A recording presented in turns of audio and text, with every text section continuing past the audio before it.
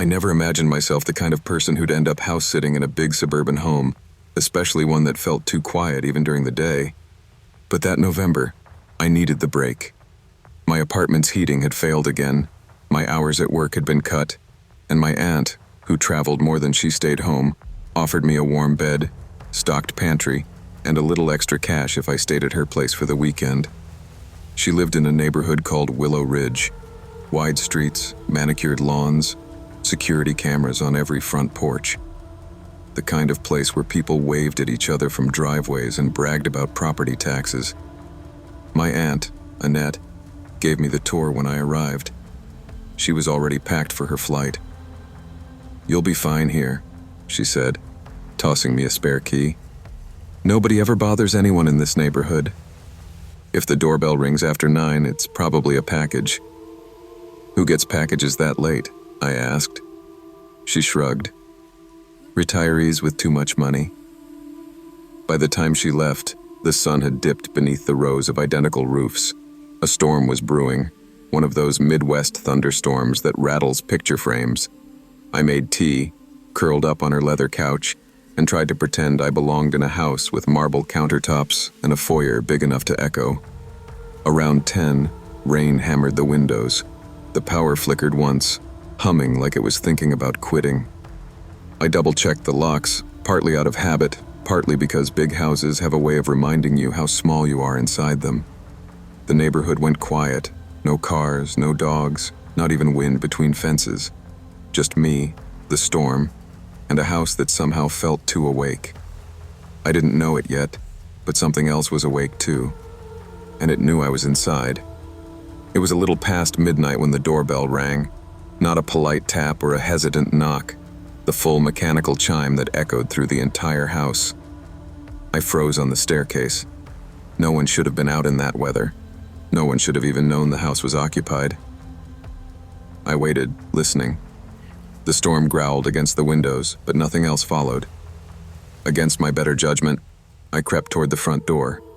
My socks slid on the polished hardwood as I approached, keeping the hallway lights off so whoever stood outside couldn't see me clearly. Through the peephole, I saw him. A man, maybe mid-40s, drenched head to toe. Rainwater dripped from his jacket, his hair plastered to his forehead. He shifted anxiously, glancing over his shoulder like someone might be watching him. "Hello?" he called, voice muffled through the door. "I'm sorry to bother you. I left a suitcase inside earlier today. Your aunt said I could come by and get it." Every alarm in my body went off. My aunt was in Arizona. She hadn't had visitors in weeks. "I think you have the wrong house," I said firmly, but loud enough to be heard. "I'm not allowed to open the door." He stepped closer, his face too close to the peephole. No. She told me I could stop by if I needed it. It's right inside, I just need help carrying it out." My stomach tightened. His eyes weren't frantic, they were calculating. "I can call her," I said. The shift was instant. His shoulders stiffened, his jaw tightened. No, don't do that. Just step outside for a second." The hallway felt colder. My heart pounded so hard I was sure he could hear it through the door. Something wasn't right. Something was dangerously wrong. I backed away from the door slowly, the same way someone might back away from a wild animal. I didn't answer, didn't explain, just moved deeper into the dark hallway. I switched off the last light, leaving myself in shadows. For a moment, the house was silent except for the storm. Then the doorknob rattled. Not a gentle test, a violent, jarring shake. Hey! He shouted from outside. "Just open up!" The knob twisted again, harder this time. The door thudded in its frame. My breath caught. My aunt's house suddenly felt too big, with too many windows and too many ways for him to get in. My mind scrambled. Where could I go? Should I hide? Call someone? Would the police even come fast enough in this storm? "If you don't leave," I shouted, fighting to steady my voice, "I'm calling the police right now." The rattling stopped. For 2 seconds there was nothing. Just rain, thunder, and my heartbeat pounding in my ears. Then footsteps, Fast, splashing footsteps pounded down the driveway.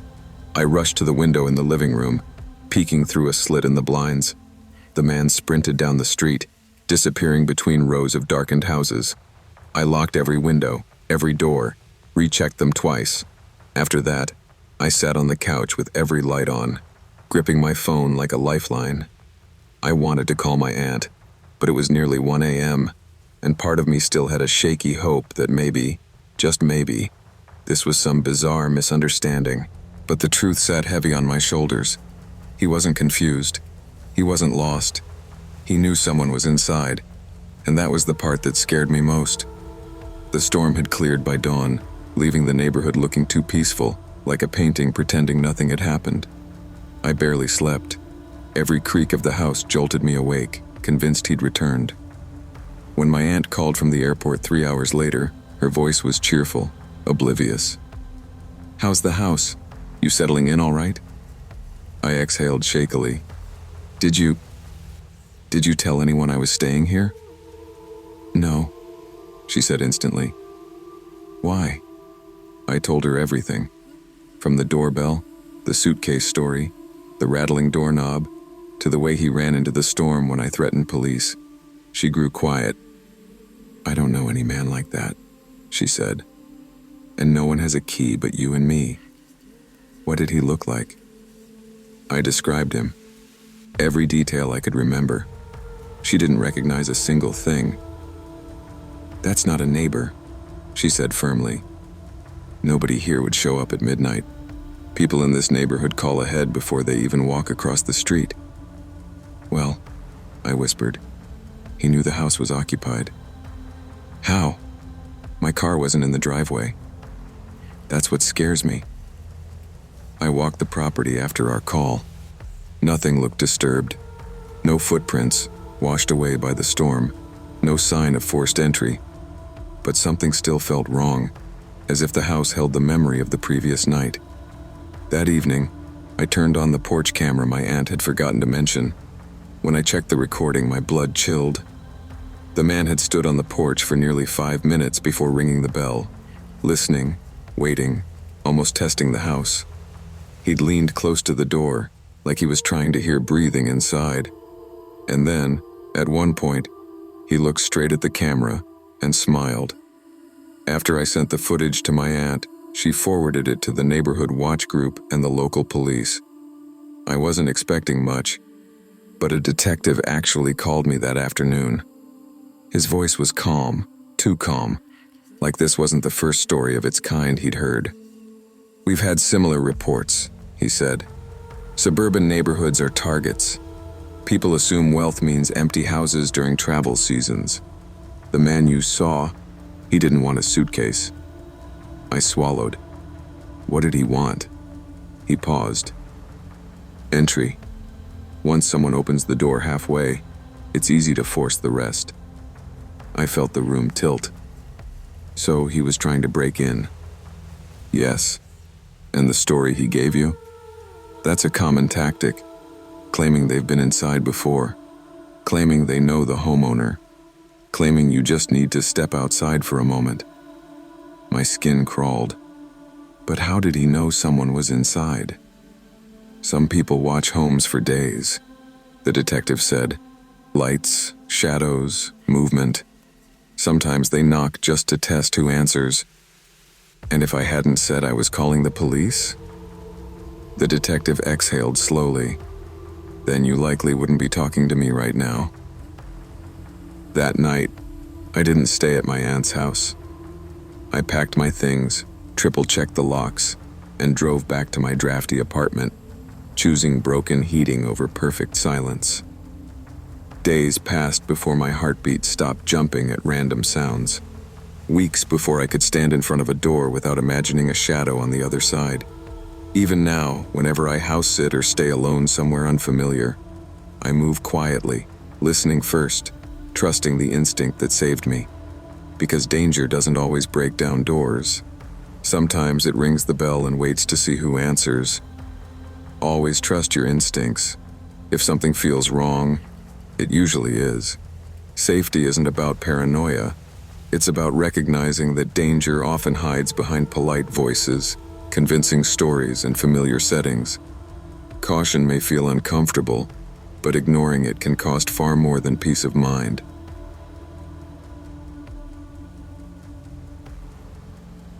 My cousin Caleb owned a home that sat on 10 acres of quiet farmland, a place so rural it felt like darkness had its own personality. Out there, night didn't just fall, it settled. Heavy, thick, like a blanket that smothered every sound after sunset. When he asked me to house sit while he visited his girlfriend in Colorado, I agreed mostly because I needed a break from my own noisy life.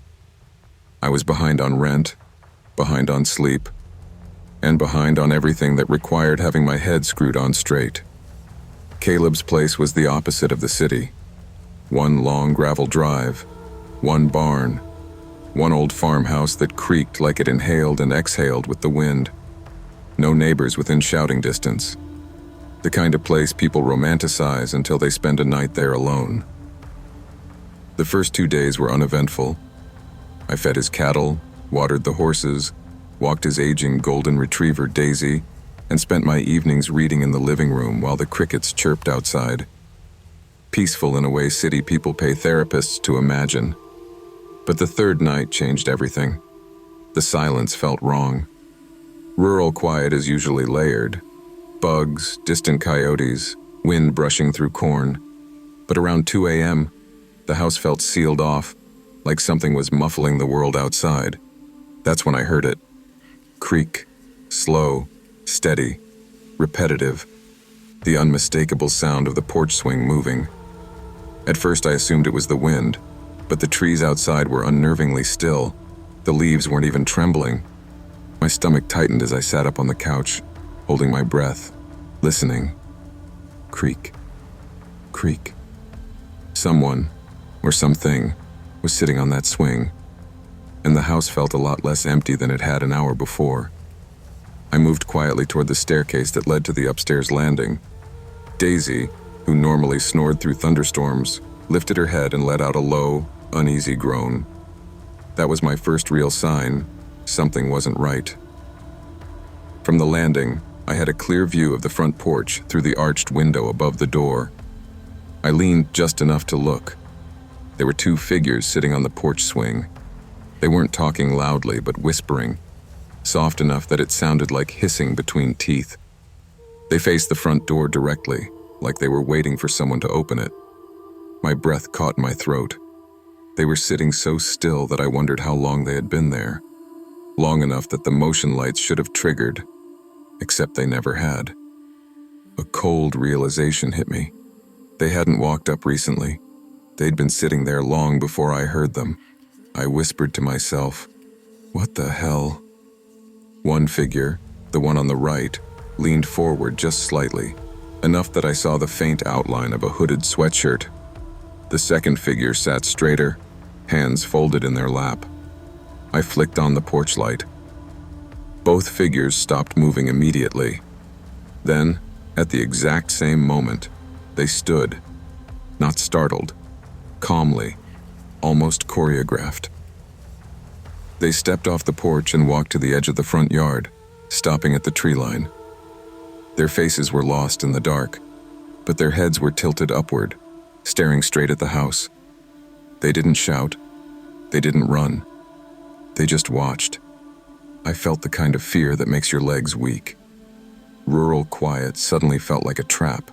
No neighbors to call, no chance anyone passing by might help. Just me, the dark, and 2 strangers who had no reason to be there. I grabbed my phone with hands that wouldn't stop shaking. My first instinct was to call Caleb, but I knew he was hours away, probably asleep in some Airbnb cabin. Instead, I took Daisy upstairs with me, locking the front door and double-checking every window on the way. A few minutes passed, maybe 10. My heart never slowed. Then came the sound. Crunch, crunch, crunch. Gravel. The sound didn't come from the driveway. It came from the back of the property, near the barn. Someone was walking across the loose stones behind the house.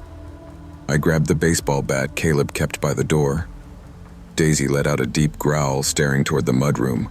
The rattle of the mudroom door handle snapped the air like a whip. Someone was trying to get in. I shouted, "I'm calling the police!"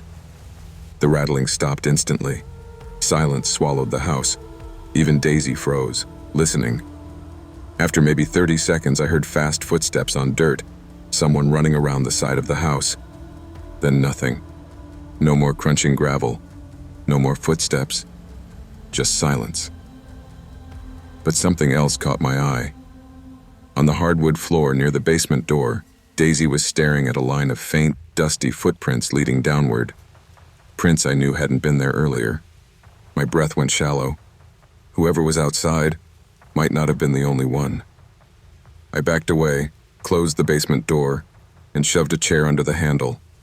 My body operated on panic autopilot. I didn't just have intruders outside. Someone had already been inside. I barricaded myself in the upstairs bedroom with Daisy pacing nervously beside me. My fingers shook so badly that dialing 911 took 2 attempts. The operator tried to keep me calm, but her voice only highlighted how trapped I really was. "Officers are on their way," she said. "Do you have a safe room you can stay in?" "I'm in the upstairs bedroom," I whispered. "I think someone was inside earlier." "Do not go downstairs.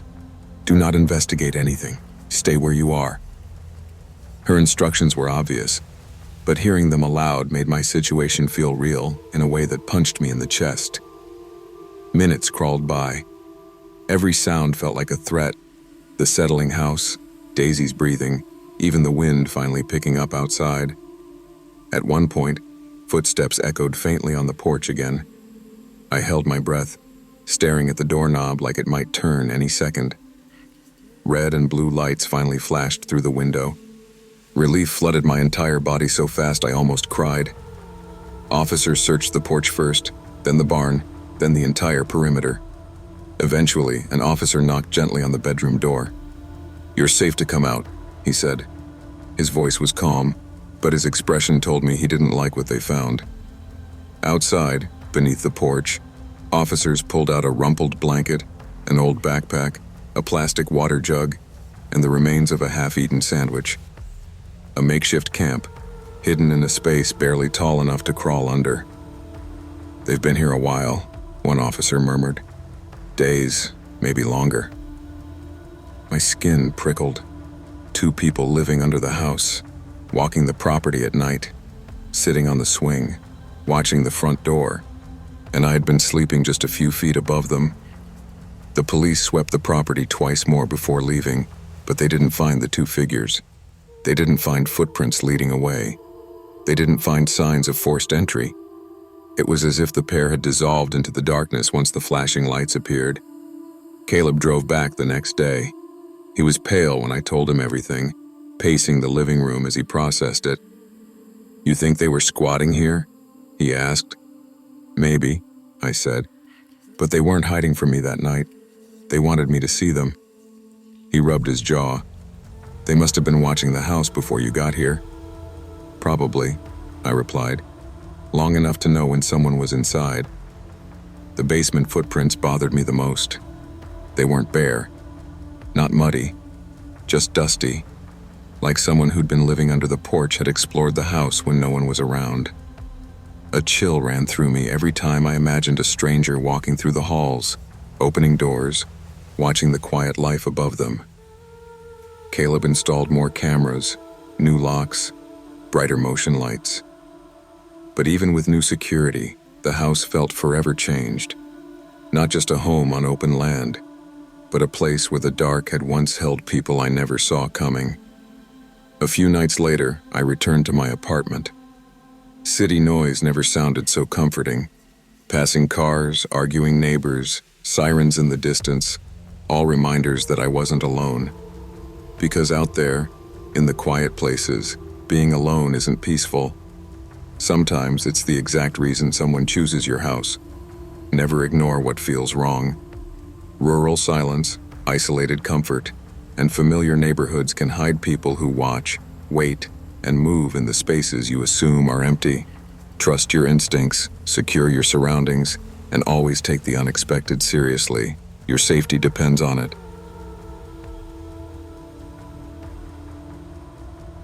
I never planned on house sitting in the middle of nowhere, but when my coworker Haley asked if I could watch her place for a long weekend, she made it sound harmless. Just a small farmhouse, 2 cats, and some plants that needed watering. I'd been craving quiet anyway, so I said yes before thinking it through. I didn't realize quiet meant complete isolation. Her closest neighbor lived a mile down the road, and the closest store was nearly 20 minutes away. The house itself was old but charming. Wide porch, tin roof, long driveway that cut through open pasture. In daylight, the place felt peaceful. Once the sun went down, though, the darkness wrapped around the property like a heavy blanket. Out there, night didn't have streetlights or passing headlights, just blackness. A storm rolled in on my first night. Not a gentle rain, but a violent, unforgiving downpour that shook the windows and made the house groan. Lightning split the sky again and again, until finally the power snapped off with a loud click. The whole house vanished into black. Only my car's headlights remained, tiny islands of light cutting through the darkness outside. I left them on intentionally, thinking they might make me feel safer. Instead, they looked like 2 glowing eyes staring nervously into the storm. I tried to sleep in the living room, flashlight in hand, the cats curled up beside me, but the storm kept yanking me awake. I told myself it was just the weather making the house feel unfamiliar. By 3 in the morning, I'd given up on resting and sat listening to the wind howl outside. I wasn't scared yet, just uncomfortable, unsettled in the way only rural dark can make you feel. That changed the moment I heard the crunch of gravel in the driveway. One slow step at a time. Someone was out there. At first, I thought the storm was playing tricks on my ears, but the sound kept coming. Steady, deliberate crunching that didn't match the rhythm of the rain. The driveway wasn't close. It ran a good 40 yards from the road to the house, so anyone walking it would take time to reach the top. I froze near the living room window, afraid to move, gripping my dim flashlight like a weapon that wouldn't help me at all. The cats perked up, staring toward the same direction. Animals know things. We always say that as a joke, but that night, I believed it. Lightning flashed, illuminating the long gravel path. A man was walking up the driveway. Drenched, head down, shoulders slumped forward as if carrying invisible weight. He didn't run from the rain or shield his eyes from the wind.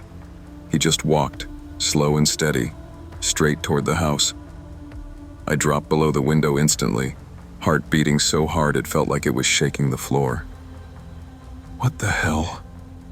I whispered to myself, afraid to breathe too loudly. I waited for him to knock on the door, but he didn't. Instead, he walked past the porch, straight toward my parked car. He stopped behind it, placed both hands on the trunk, and started pushing.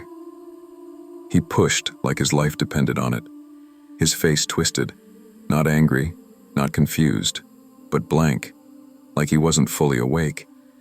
He leaned his entire weight forward, boots digging into the gravel, body straining against metal. The car didn't move an inch. I stayed crouched, watching through the window frame. He never looked toward the house, not once. He never scanned the yard, never checked for lights or signs of life.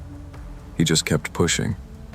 Then, after what felt like an eternity, he let go.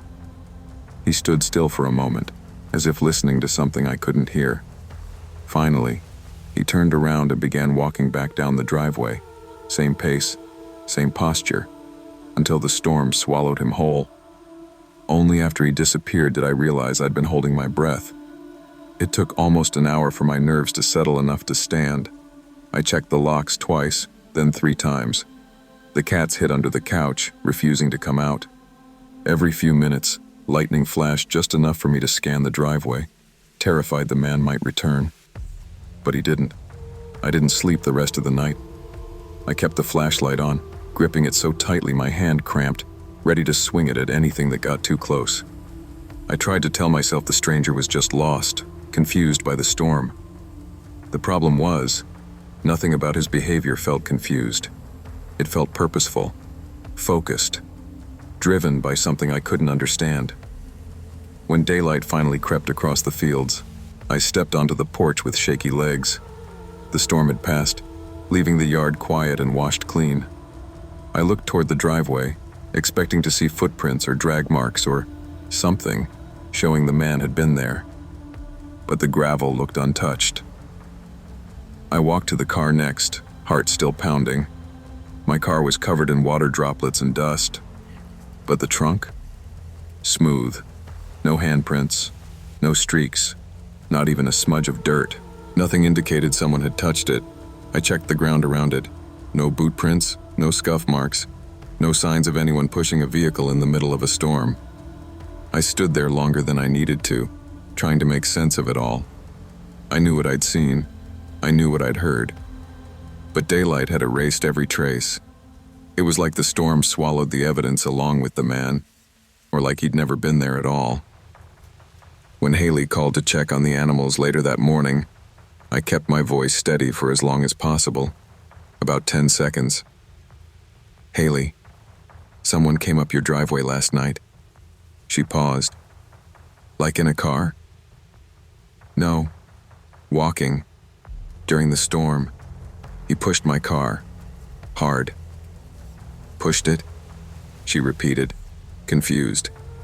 "Why would he do that?" "I have no idea. And when he was done, he just walked back toward the road. He didn't say anything. He didn't look around. He just came and went like it was planned." She sighed, and for a second I thought she was going to laugh. "Look," she said gently, "storms disorient people out here. We get hikers, hunters, travelers. Sometimes they get lost, especially at night. But no one ever comes up my driveway. You're the first person to even mention something like that." "I checked this morning," I said. "No footprints, no handprints, nothing." "Yeah, the ground floods quickly," she said. "Storms erase a lot. Don't overthink it." But her voice lacked conviction. And when she added, "I mean, usually people follow the main road, not private property," I heard the doubt creeping in. She wasn't trying to reassure me anymore. She was trying to reassure herself. That night, I sat in the living room again, porch light on, watching the driveway like it owed me answers. But the truth was simple. Whoever that man was, why he pushed my car, where he went afterward, none of it made sense. And I couldn't shake the feeling he hadn't been lost at all. He came up the driveway for a reason. He pushed the car for a reason. And the reason had nothing to do with needing help. I stayed the remainder of the weekend because pride wouldn't let me bail early. But every night, I slept with the flashlight on, and the cats curled tightly against me. Every creak of the house made me jump. Every small rustle outside forced me to the window. Nothing happened. No footsteps. No visitors. No more blank-faced strangers walking through the storm. But the quiet didn't comfort me anymore. It felt loaded, like silence was hiding something I couldn't see. When Haley finally returned, she listened to the full story again, this time without interrupting. She paced her kitchen, arms crossed, eyes fixed on the floor. "I've lived here 8 years," she finally said. "I've never had someone walk up that driveway, not once." "Then why now?" I asked. She looked at me like she didn't want to say her real thoughts out loud. "Some people out here wander," she finally murmured. "Storms make them act strange. Or maybe he just sleepwalked up a private driveway and tried to move a stranger's car," I said. She didn't answer. I drove home that afternoon, glancing at my rearview mirror more than the road. I kept expecting to see someone walking behind me, head down, hands reaching for the trunk. I still don't understand what happened that night. I don't know who he was or where he came from, but I know what I saw, And I know he wasn't stumbling around lost. He came up that driveway with purpose, and whatever pushed him there wasn't the storm. I've always thought of Maple Hollow as one of those neighborhoods where the world seemed to take a breath. Quiet streets, trimmed lawns, and houses spaced just far enough apart that you felt like you had your own little corner of peace. My aunt and her husband lived at the very end of the cul-de-sac, tucked between two empty lots that builders abandoned years ago when funding dried up. A line of old oak trees stood behind the property like a natural fence, tall enough to swallow the last bit of sunset every evening. When my aunt asked me to house sit for the weekend, it felt like the easiest favor in the world.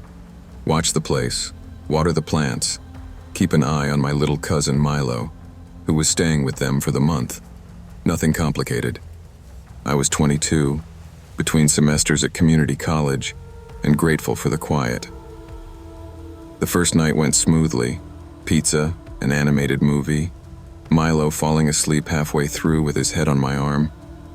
I carried him upstairs, tucked him in, and slept on the downstairs couch just in case he woke up scared in an unfamiliar place. By the second evening, I'd settled into the house's rhythm, the hum of the fridge, the creak of the back steps, the gentle sway of the oak branches brushing the roof. I remember thinking the house felt too calm, like a pause before something shifted. I didn't know yet that a stranger had chosen that same night to cross the empty lots, slip behind the oak trees, and let himself into the garden shed.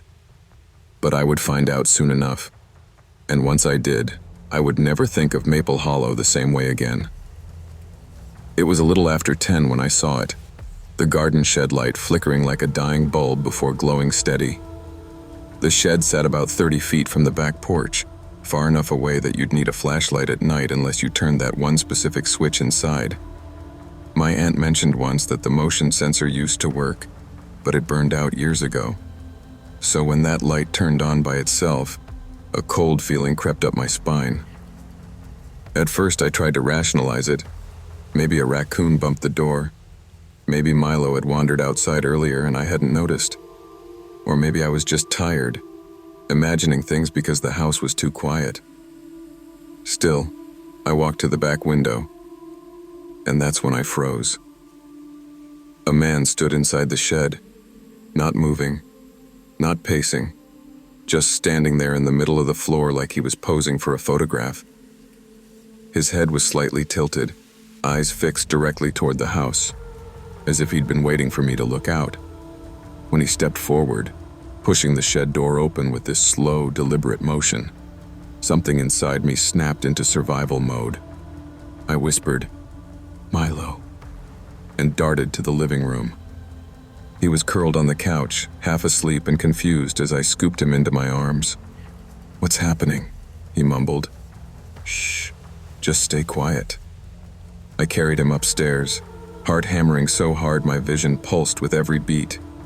We reached the guest bedroom, and I knelt eye level with him. "I need you to hide in the closet," I whispered. "Stay there until I say it's okay." The second I shut the closet door, footsteps crunching on gravel echoed outside. The man wasn't in the shed anymore. He was coming toward the house.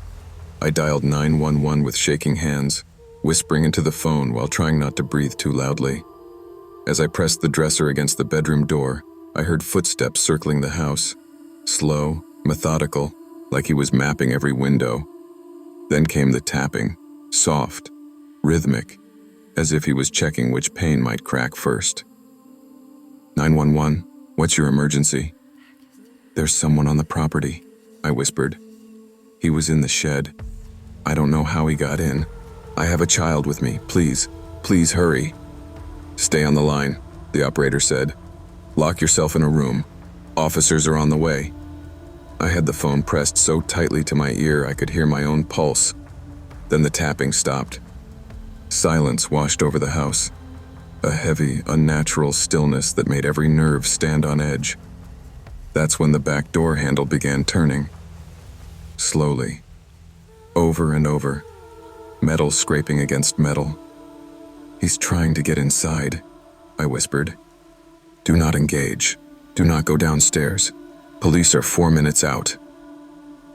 4 minutes felt like 4 lifetimes. The handle stopped. For a moment, I thought he'd left.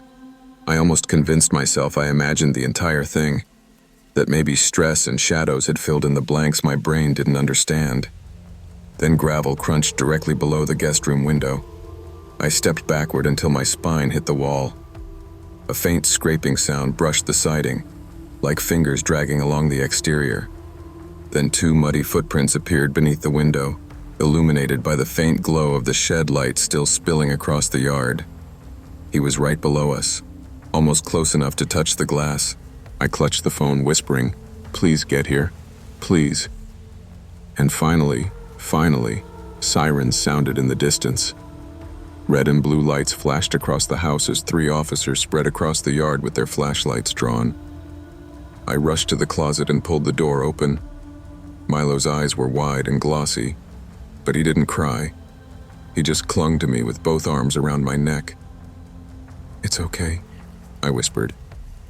"They're here now." Downstairs, one officer asked me to describe everything from the beginning. His partner checked each room, while another 2 searched the yard and the shed. After what felt like an hour, the officer returned, shaking his head. "No one's out there," he said. "But we did find this." He stepped aside so I could see the muddy footprints beneath the window. Clear, deep impressions of boots.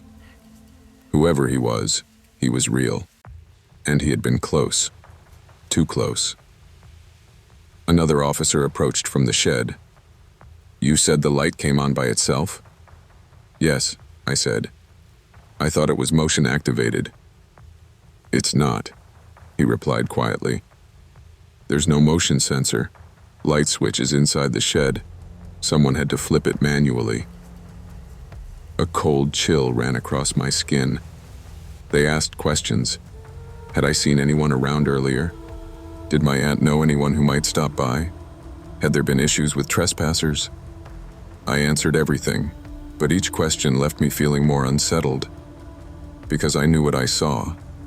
A man standing completely still. A smile that didn't belong to someone sane. The way he approached the house with patience, not panic. He wasn't looking to steal. He was looking to enter. And he didn't care who was inside. When the officers finished their sweep, they suggested I stay somewhere else for the night. "I can take you to my aunt's friend's place," one of them offered. "Just until morning." I didn't argue. I packed fast, grabbed Milo, and left the house with the light still on behind us. The shed light was the last thing I saw before we drove away. My aunt and her husband returned the next morning. They were expecting to hear stories about pizza nights and cartoons, not a stranger pacing the property in the dark. My aunt kept touching her chest like she was trying to steady her heart. My uncle walked around the yard twice before coming back in, saying only, "We'll put up cameras." Today. Police followed up 2 days later. No leads, no suspects, no reports of anyone matching the description. It was almost worse than if they'd found someone, because not knowing meant he could come back. That night, I lay awake replaying the image of him in the shed, the stillness, the deliberate smile, the quiet confidence of someone who didn't rush because he felt like he had all the time in the world. I kept thinking about the tapping on the windows, the hand twisting the doorknob, the footprints under the guest window, and I wondered, what would have happened if I'd waited 10 more seconds before grabbing Milo? What if I hadn't looked out the window at all? What if the police had taken 5 minutes instead of 4? For weeks, shadows felt heavier. Silence felt sharper. Maple Hollow didn't feel like a neighborhood that took a breath anymore. It felt like one holding it. But slowly, life settled back to normal. The cameras went up. Extra locks were installed. My aunt never asked me to house sit again, not because she didn't trust me, but because she couldn't stand the memory of what almost happened. Even now, when I pass a garden shed or see a porch light flicker, something inside me tenses. But I remind myself I reacted fast, protected Milo, and stayed calm when it mattered.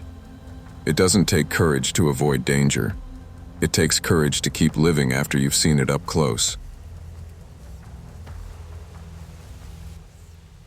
I've always liked quiet places, but there's a difference between quiet and isolated. The cabin belonged to my family friends, the Harpers, who owned a hand-built log home deep in the Washington woods. So deep that cell service came and went depending on which step of the porch you stood on. They loved the solitude. I tolerated it.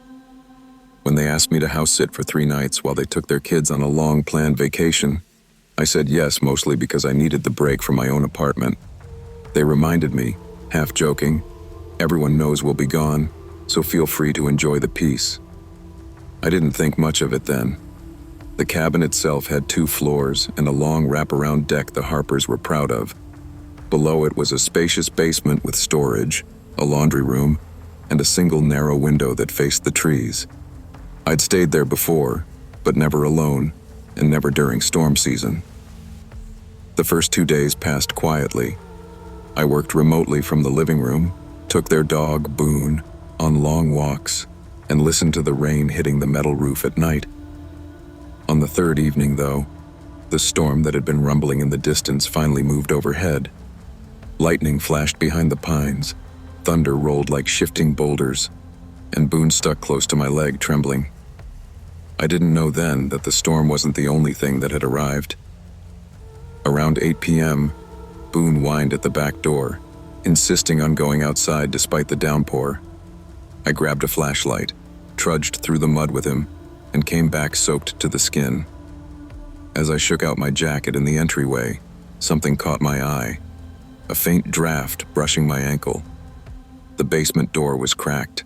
I hadn't opened it.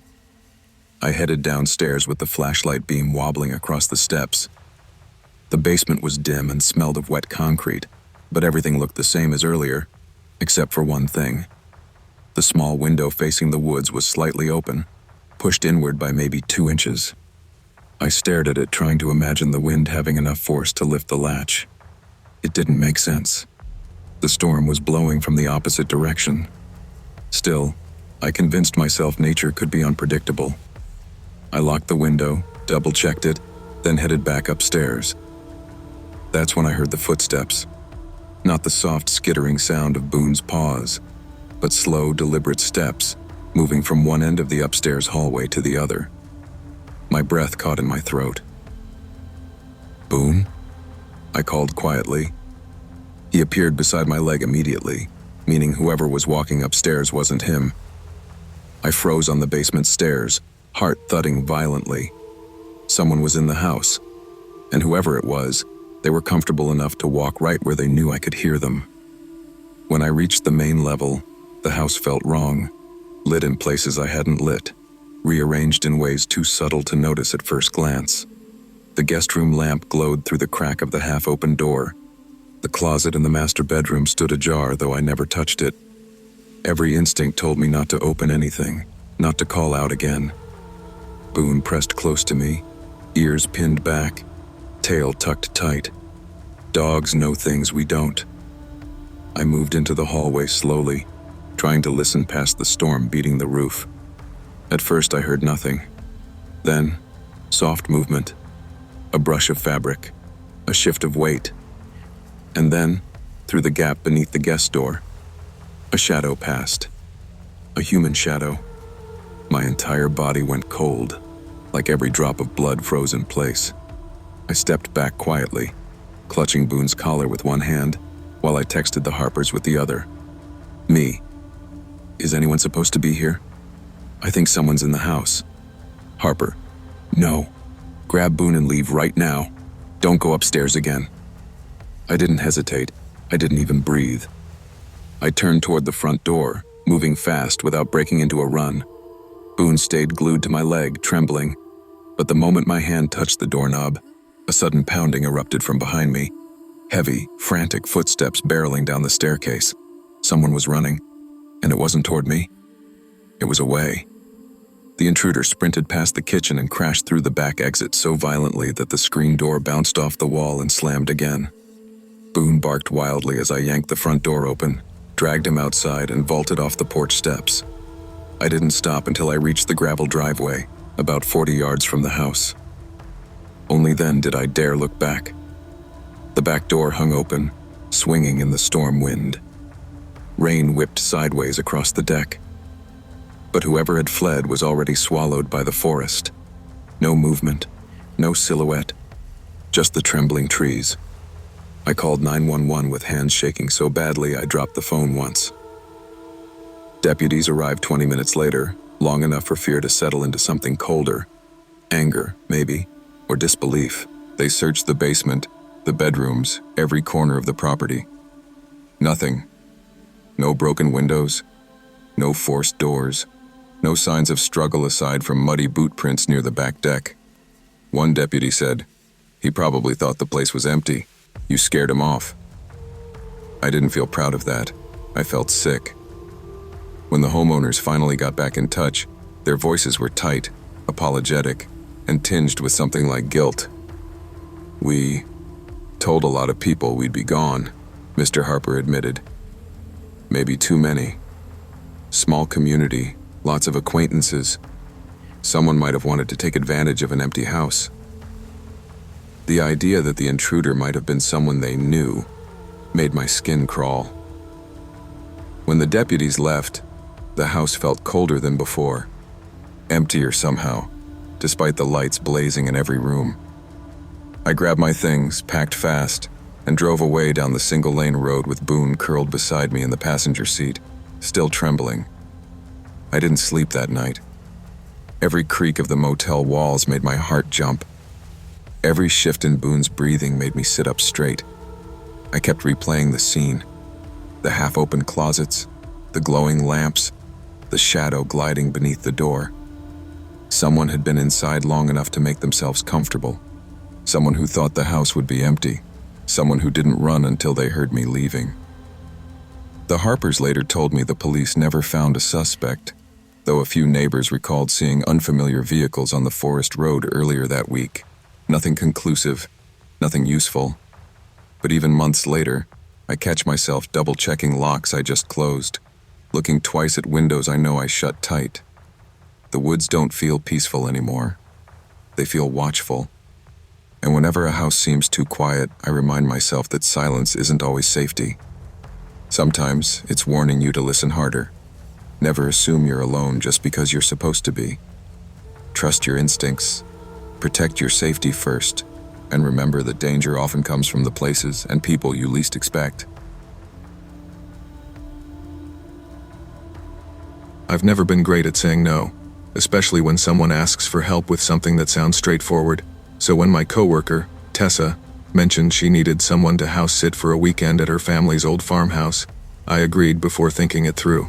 She said the place was quiet, peaceful, and maybe a little too far from civilization, but nothing that would cause trouble. I figured it would be a chance for me to unplug, get away from the office buzz, and maybe catch up on a little sleep. The drive out there was long, weaving through back roads and forested turns that swallowed cell service. By the time I found her driveway, an unmarked gravel path the GPS insisted did not exist. I was already feeling the weight of just how isolated the house really was. Tessa had left the porch lights on timers, the kind that shift between warm and dim every few hours, so you never feel like the house is empty, she had said with a laugh. The farmhouse was charming in the way older homes are: creaky floors, heavy doors, and that faint smell of old pine boards soaking up decades of weather. Storm clouds had been rolling in all afternoon, and as night came, heavy rain settled over the fields like a thick curtain. I spent the first night reading on the couch with the dog, Willow, curled at my feet. Nothing unusual happened, but by the second night, after a draining day of driving back from visiting family, I returned to the farmhouse too tired to think straight. That exhaustion, I would later realize, made everything that followed feel unreal, like drifting into a nightmare I wasn't fully awake for. I fell asleep on the living room couch with the storm hammering the windows. Around 2 a.m, a sharp metallic clanking jerked me awake. It was the kind of sound that doesn't blend into rain, a deliberate, steady noise, like someone trying to pry something open. At first, I thought maybe a branch or a loose shutter was being thrown around by the wind, but the sound came in short, rhythmic bursts. Clank, pause, clank, pause. I whispered, "Willow," expecting her to bark, but she wasn't even in the room. That was strange. She'd barely left my side since I arrived. I got up, shuffled toward the window, and nudged the curtain aside just enough to see out into the yard. The shed sat behind the house, a squat little structure with peeling white paint and a sagging roof. And behind it, half hidden by the shadows, stood a man. His back was hunched as he worked at something in front of him. A padlock? A door? I couldn't tell. The only light was a dim flood lamp the owners kept on the far corner of the house, and every time the rain came down harder, the man's shape blurred like a smear on a wet canvas. But what unsettled me most wasn't the fact that he was there. It was what wasn't. No car, no bicycle, no lantern or flashlight. Nothing that suggested he had arrived with any purpose other than simply appearing out of the dark woods. He eventually stepped back from the shed and wandered slowly toward the tree line, disappearing as though the woods had swallowed him whole. I told myself over and over that he was just a lost hiker, someone confused by the storm. But the part of me that stayed awake long after I lay back down knew better. The storm felt worse by the time I drifted into a restless half-sleep again. Maybe an hour passed, it could have been less. Suddenly, a sharp, deliberate tapping hit the big front window. Not the random scatter of rain, not branches. Tap, tap, tap. Slow, purposeful. I sat up immediately, pulse thundering in my ears. I didn't want to look. Every instinct begged me not to, but fear mixed with disbelief pushed me toward the curtains as though I needed proof of what I already knew. I pulled the curtain back an inch. The man stood directly in front of the window, his face inches from the glass. Rain streamed down his cheeks, making his expression warp and ripple, but his eyes, they were fixed on the room like he was checking inventory. No curiosity, no panic at being seen, just blank evaluation. He lifted one hand and tapped the glass again with 2 fingers. Tap, tap. That's when I saw the object in his other hand, long, metallic, catching the low light from the hallway. Maybe a crowbar, maybe something worse. I whispered, "Nope. Not staying for this." Grabbed the house keys and snatched my bag from the floor. Willow bolted after me. Before I could reach the door, the man moved toward it, slowly, testing the handle with a casual twist, like he was checking whether the house happened to be unlocked for him. The knob rattled. My breath vanished. Without thinking, I sprinted to my car, Willow scrambling across the seats as soon as I opened the door. I turned the ignition with shaking hands. As the headlights lit up the porch, the man turned toward me slowly, calmly, still holding that metal object in his hand. No anger, no surprise, just that same empty stare. I didn't let the car fully stop before I sped down the long gravel driveway. Rain splashed across the windshield so hard I could barely see the road, but adrenaline shot through me like a second heartbeat. Every few seconds, I checked the rearview mirror. The man wasn't following. He wasn't running after me. He just watched. His stillness scared me more than if he'd chased us. When I finally got cell service again, I pulled over at a gas station miles down the highway and called Tessa. My voice cracked halfway through explaining, and she cut me off with, "You saw someone out there?" Her reaction wasn't relieved disbelief, it was horror. "Nobody lives near that property," she said. "Nobody hikes that land. Nobody should have been within a mile of the house, especially not in a storm." She urged me to call the sheriff's office, which I did. An officer agreed to meet me back at the house once the weather cleared enough for patrol to reach the area. Going back felt like a bad idea, but I didn't want to leave the place open if the man was still there. When we arrived, the house was silent, the windows dark, the shed untouched. The officer searched the property, the fields, the forest line. No footprints they'd already washed away, no signs of forced entry, nothing missing, no tracks on the long driveway. The officer finally said, "Could be a drifter passing through." Storm brought him close. Hard to say, but his tone made it clear he didn't believe his own explanation. Something about the man's presence, the lack of vehicle, the way he moved didn't fit any ordinary scenario. I didn't stay for the final night. Tessa insisted I go home, and I didn't argue. Even after driving hours away, I kept replaying the image of that man's expressionless face in the window. How calm he'd been, how unhurried. One part of me tried to rationalize it. Maybe he was lost, confused, not dangerous. But every instinct in my body had screamed that this wasn't a man looking for shelter.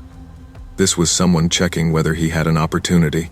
A warm, well-lit farmhouse sitting alone in the woods. No neighbors, no witnesses, no reason for anyone to show up except with bad intentions. For days afterward, I found myself checking my doors twice before bed, sometimes 3 times. I kept curtains closed even in places where no one could realistically be watching. The isolation I once found peaceful now felt like a hunt waiting for a target. Tessa later told me her family had the locks changed and installed motion lights. She also admitted quietly that she regretted ever mentioning to her extended circle that the house would be empty that weekend. Whoever he was, she said, he shouldn't have known anyone was out there. I agreed, and that's what frightened me most, because some people don't need a reason to show up. Some people drift through the darkest places, looking for opportunities no one would hear them take. And out there, far from highways and signals and neighbors, you realize how thin the walls really are.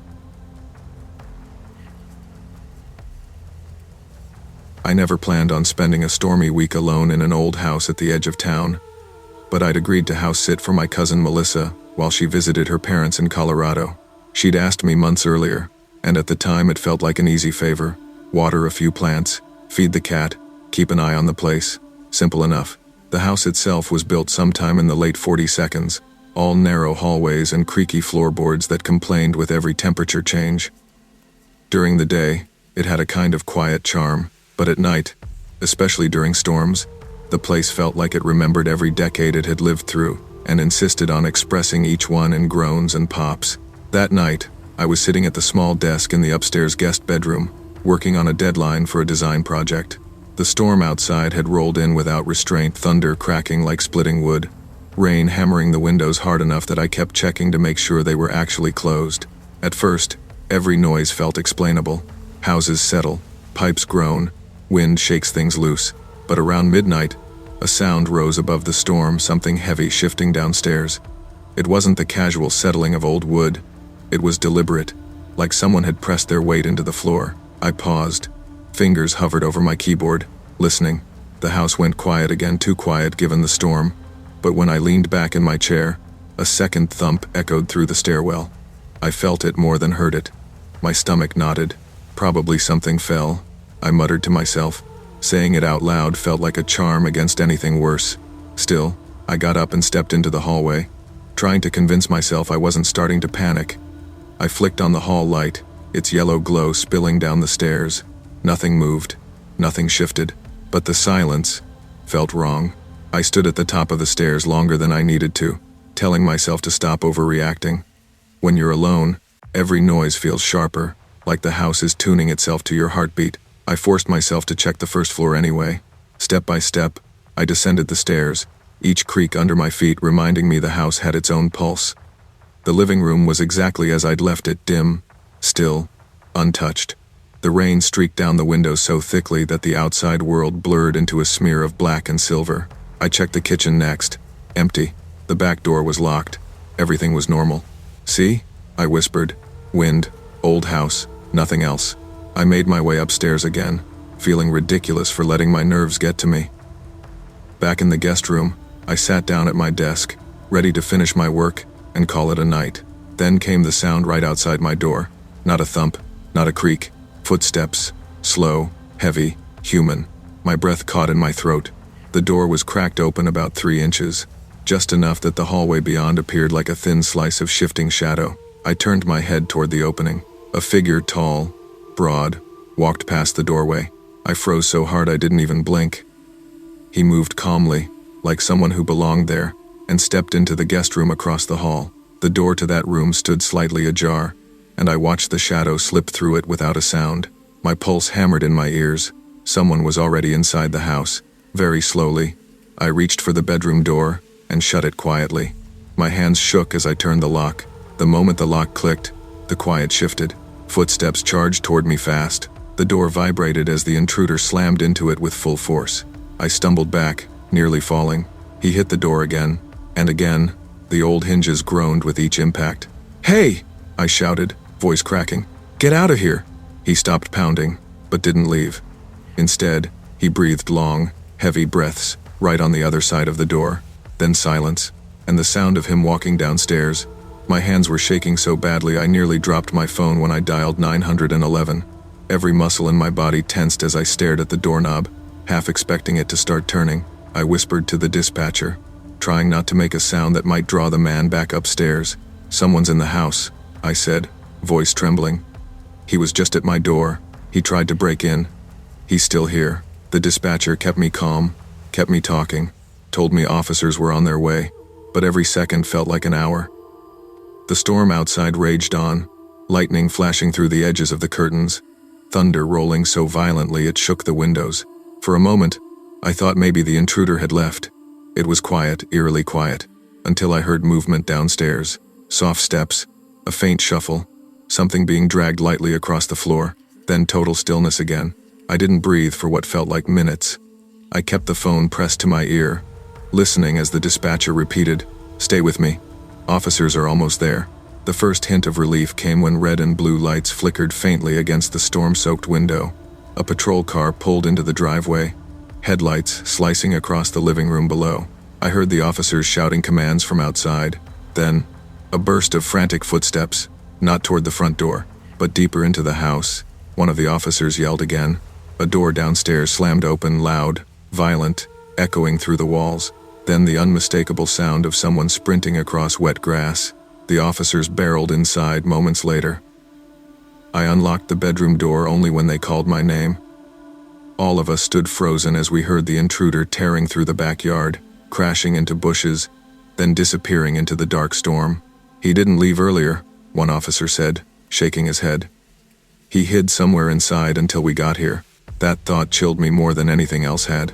The officers searched the house room by room while I stayed in the hallway, hugging my arms around myself. My body was still thrumming with adrenaline. Every noise made me jump, a shifting beam, a loose hinge, a drip of water from a window frame. "We're going to check everywhere," the older officer told me. "Intruders like this, they usually pick houses that look empty." He probably thought the place was vacant for the week. I swallowed hard. Melissa had posted about her vacation on social media. It wouldn't have taken much for someone to put it together.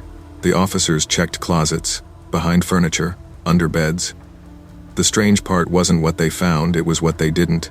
No bag, no weapon, no sign he'd broken in through a window or door. "You're saying he was probably in here before I came back for the night?" I asked. "Could have been," the younger officer said. "Maybe hours, maybe longer." That thought crawled under my skin like ice. The officers eventually found the most likely entry point, a basement window latch that had rusted loose. It didn't even look like it had been forced, as if it had been waiting for someone bold enough to push it open. When they checked the basement, they found muddy footprints leading behind an old shelf unit. It had just enough space for someone to stand quietly in the dark. He must have heard me come home, heard me moving upstairs, waited for the right moment when he thought the house was empty enough to explore, or worse, waited to see who I was. By the time the officers finished, the intruder was long gone. The storm outside was breaking apart, leaving the night soaked and oddly quiet. "You shouldn't stay here tonight," the older officer said. "You've been through enough." He didn't have to convince me. Melissa came home early the next morning after I called her with the police sitting beside me. She was shaken, apologizing over and over, even though none of it was her fault. The officers stayed until she arrived, walking us through everything again, explaining how break-ins like this were often crimes of opportunity. But what stuck with me most was something one officer said quietly while the others weren't listening. "You locked that bedroom door at exactly the right moment," he told me.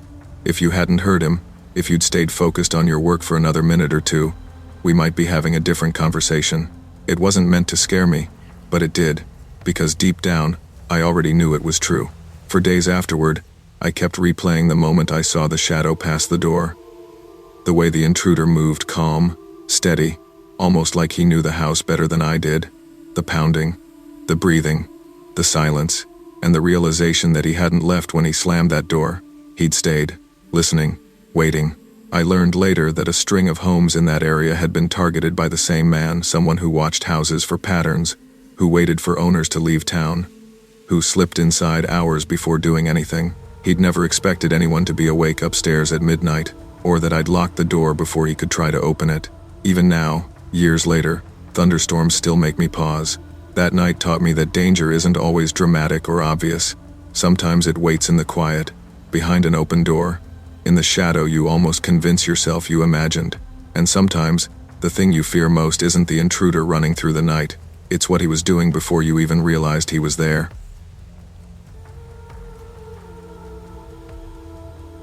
I'd agreed to house sit for my friend Jenna while she worked a week-long conference in Oregon. She'd just finished renovating her old 2-story farmhouse, new siding, new locks, New layout inside, and she was proud of the place. The location was the kind of quiet that used to feel peaceful to me. Long gravel driveway, a field stretching out behind the house, and only one neighbor about a mile up the road. I thought the week would be easy. Feed her dog, Milo. Keep the lights on. Pretend the creaks and hums of the old bones of the house were normal. The first night passed without issue. Just the usual farmhouse sounds and the wind pushing against the eaves. But on the second night, as I was cleaning up the kitchen after a late dinner, something shifted. A heaviness, the kind of silence that makes you stop and listen without knowing why. At exactly midnight, there came a knock, 3 slow, evenly spaced knocks at the front door. It wasn't loud, but it felt practiced, intentional. Milo lifted his head and whimpered. I walked to the door, my pulse picking up, and looked through the peephole. A man stood on the porch wearing a windbreaker, holding a clipboard. He gave a tight smile. Evening, he said. I'm with the township. We've had some reports of a sewer issue out this way doing emergency inspections. His tone was rehearsed, too smooth. Something in me tightened as I asked, which house made the report? He hesitated long enough that the answer already felt wrong. The stranger cleared his throat, his eyes flicking to the side before he replied. Several in this area. My stomach dropped. There times was, times no, area. Not out here. I kept the door partially closed. We don't have sewer issues, I said. You should check with the township office in the morning. He took a half step forward, as if expecting me to open the door wider. These things can't wait. Good night, I said, shutting and locking the door firmly. I hadn't even taken my hand off the deadbolt before the next knock came, this time from the side door. 3 knocks again. Slow, calculated. Milo growled and backed up the stairs. I felt a cold wave roll through my chest. The side door wasn't visible from the front porch. He shouldn't have been able to move that quickly unless he already knew the layout. I didn't go near that door. Instead, I turned off the kitchen light and backed toward the living room. Another knock, this one against a window on the opposite side of the house. My breath caught. He was circling, testing entry points, mapping the place. I grabbed my phone and called Jenna. When she answered, half asleep, I whispered, "Who did you tell about your remodel?" "No one," she whispered back. "And no one knows the new layout. What's going on?" I told her everything. She went dead silent. "Get upstairs," she said urgently. Now. I hurried up the stairs with Milo pressed against my legs, his entire body trembling. The farmhouse seemed to breathe around us, timbers settling, old beams groaning, but my ears filtered out everything except the possibility of footsteps. I reached the upstairs hallway and whispered to Milo, "It's okay, buddy. We're fine. We're fine." I didn't believe it, and neither did he.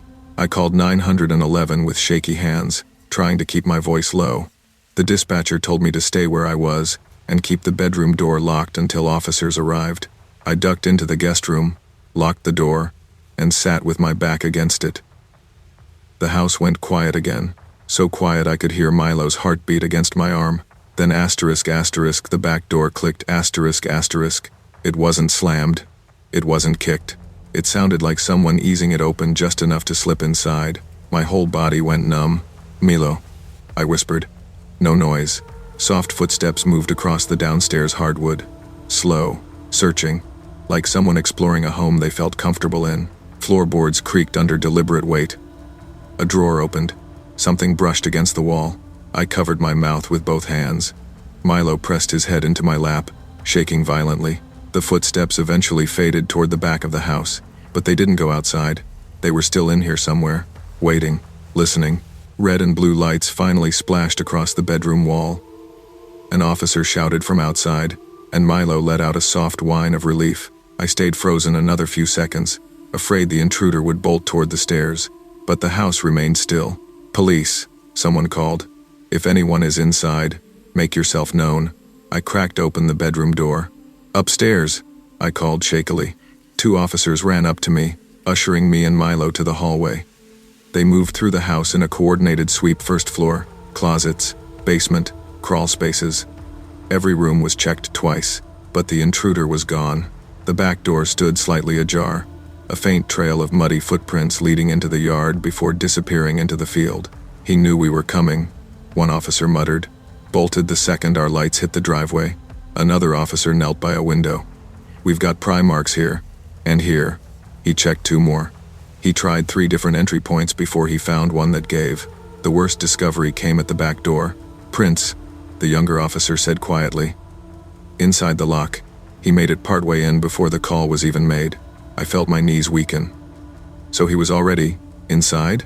"Yeah," the officer said grimly. "And from the look of things, he's been posing as an inspector for weeks, picking isolated homes." My skin crawled. "He wasn't checking sewer lines," I said. "No," the officer replied. "He was checking who was alone."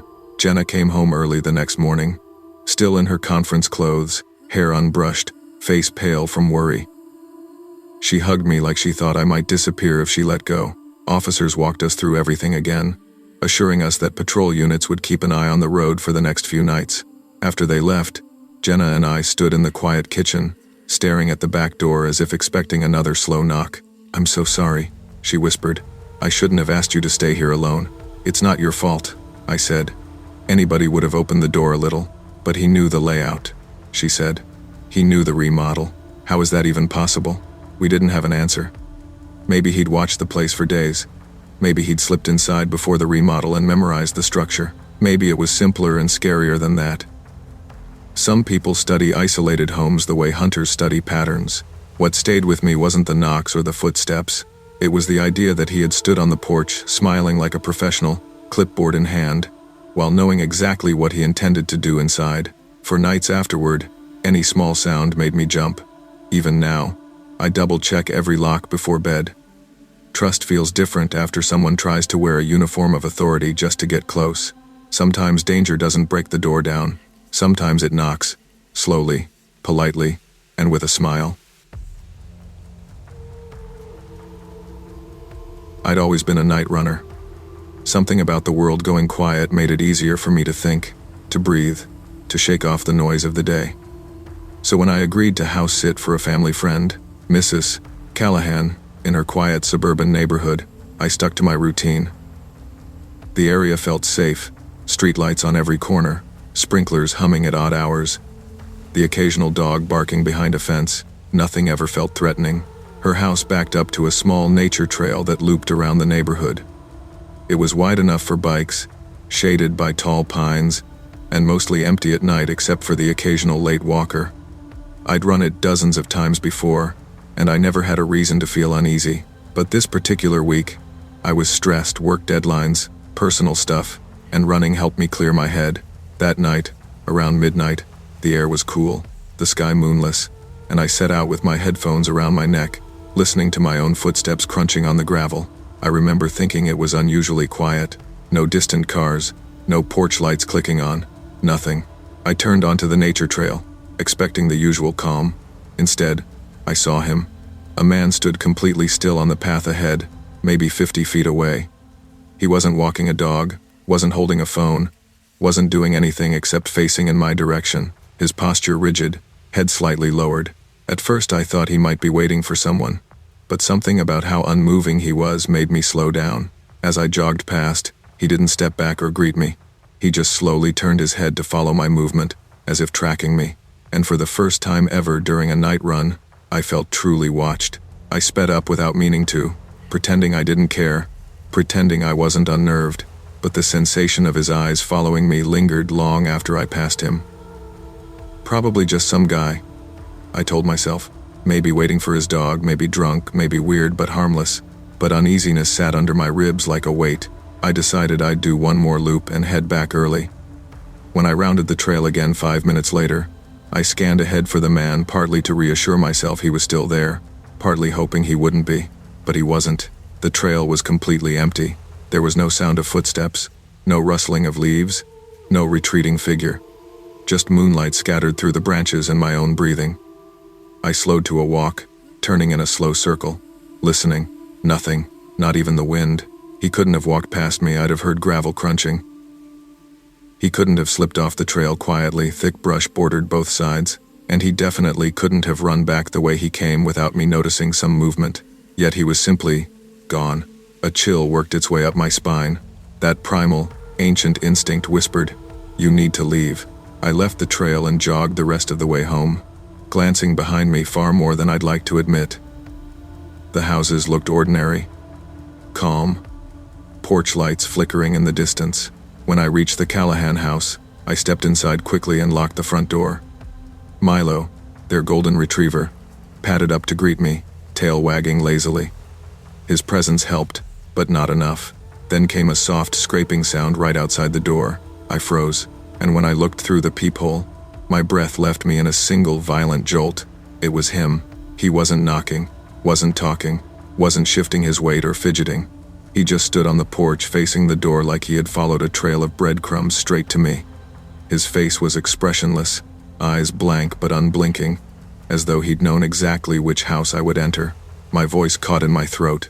I stepped back slowly, careful not to make noise, and Milo let out a low whine behind me. The man didn't react to the dog or the sound. He kept glancing left and right, like he was waiting for someone else to show up or like he was deciding whether to move toward a different entry point. I ducked behind the kitchen counter and dialed 911. My voice shook as I whispered to the operator. Someone followed me home. He's standing right outside the door. Is he attempting to break in? She asked. No, but he shouldn't be here. He followed me from the trail. He was watching me. I swallowed hard. Please send someone. She assured me officers were on the way. I could barely hear her over the pounding of my own heartbeat. I peeked through the window that looked onto the porch. The man had tilted his head slightly, like he was listening for movement inside the house. When the distant sound of a patrol car siren echoed down the street, I thought, finally, he'll run. But he didn't. He didn't flinch, didn't turn, didn't react at all. Even as the cruiser pulled right up to the driveway and 2 officers stepped out, the man stayed rooted, staring blankly at the door as though the world around him didn't exist. Only when one officer got within arm's reach did the man slowly blink, as if coming out of a trance. From the window, I watched the officers talk to him, or rather I watched them try to. The man barely responded. He looked confused, detached, like he wasn't fully present.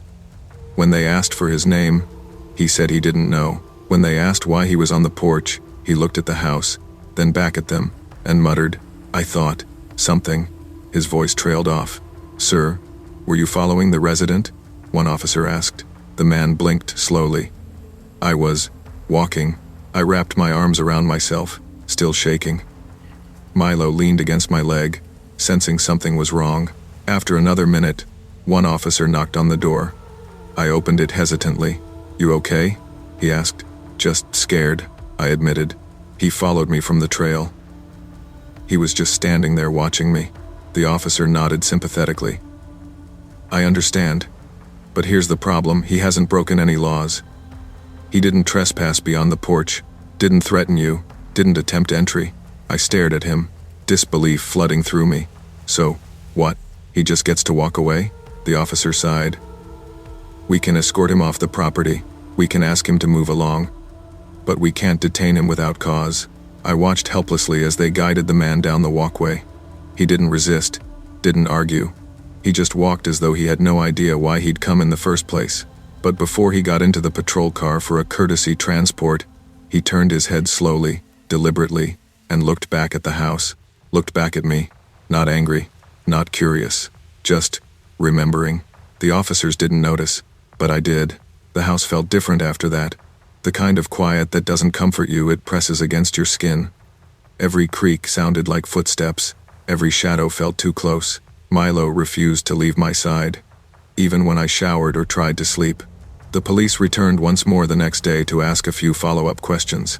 They said the man had no ID, no address to provide, and no record they could find from his initial responses. They let him go after he insisted he wasn't trying to harm anyone.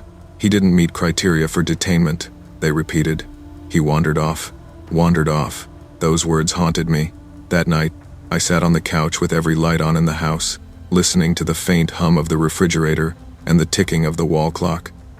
Normal sounds, familiar sounds, but I couldn't shake the image of him standing perfectly still on the trail, turning his head as I passed like he'd chosen me from the moment he first saw me. When Mrs. Callahan returned 2 days later, I told her everything. She hugged me tightly and apologized for something that wasn't her fault. I left her house grateful to be going back to my apartment, where at least the noises were familiar. But even now, months later, I don't run at night anymore. I don't use that trail. I don't ignore my instincts, because sometimes danger doesn't chase you loudly. Sometimes it follows quietly, patiently waiting for the moment you stop paying attention. And sometimes the scariest people are the ones who never say a single word. Always trust your instincts. Your body notices danger long before your mind rationalizes it. Awareness, boundaries, and caution are not paranoia. They are tools that protect you in moments when silence can hide real threat.